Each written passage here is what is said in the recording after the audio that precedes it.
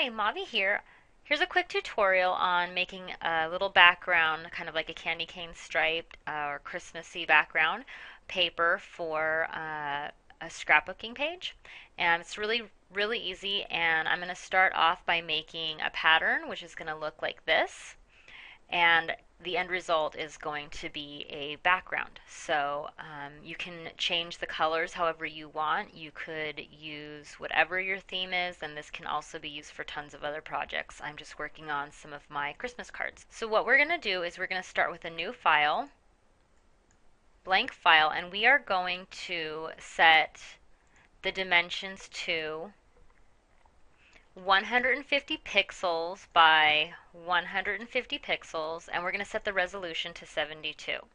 Similar to a polka dot pattern, but since we're going to do stripes, I want to give myself a little bit of extra room.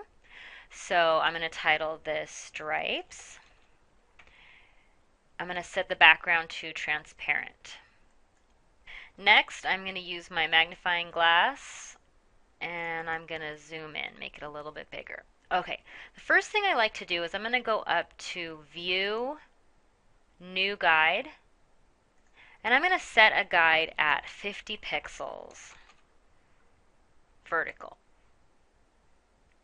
Now, I'm going to use my rectangle tool.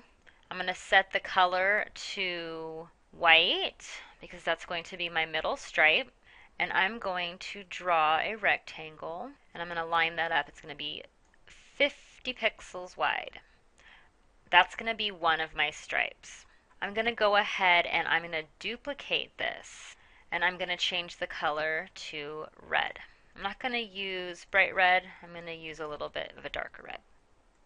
What I'm going to do next is I'm actually going to split this stripe in half. So I'm going to use my transform, which is Command or Control T. I'm going to uncheck Constrain Proportions, and I'm going to set the width to 50%. I only want the width to be 50%.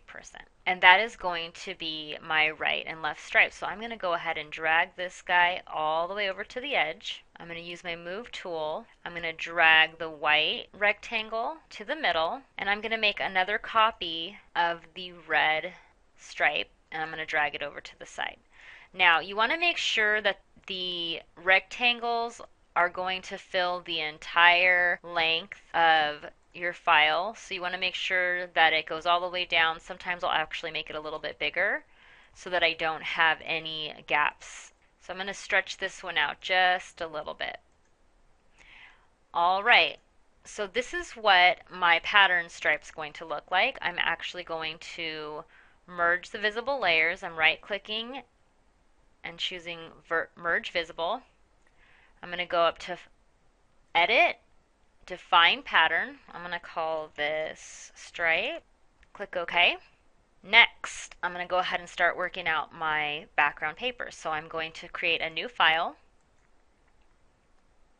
This time I'm going to use one of the presets. I'm going to go to Scrapbooking, and I'm going to use a 6x6 paper, and I'm going to set the resolution at 300, and I'm going to set the background to transparent for right now.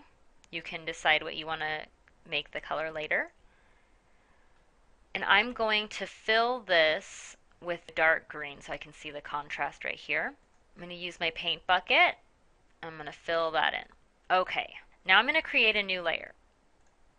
This time I'm going to fill with the pattern. So I'm going to go to my paint bucket. I'm going to come all the way up here, check pattern, find the pattern that I just made, stripes 1,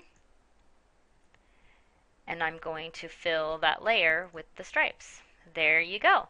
So what I did to make my stripes diagonal, like this one, is I just took this layer, I used my transform tool, I came up here and I made the size 150%, and I put this at a 45-degree angle, just like that.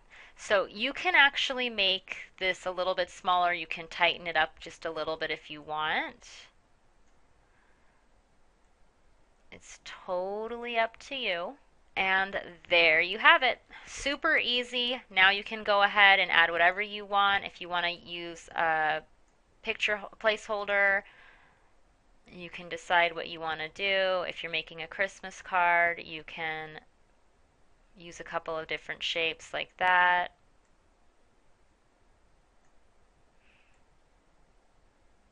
And fill in your pictures. It looks really cute. It's a really super easy way to do a background, and you can change the colors however you want. You can change the background however you want. Just coming over here and decide which colors you want. It's a really fun way to make your own backgrounds. You don't have to buy them. You just have to create your own. Be creative. Have fun.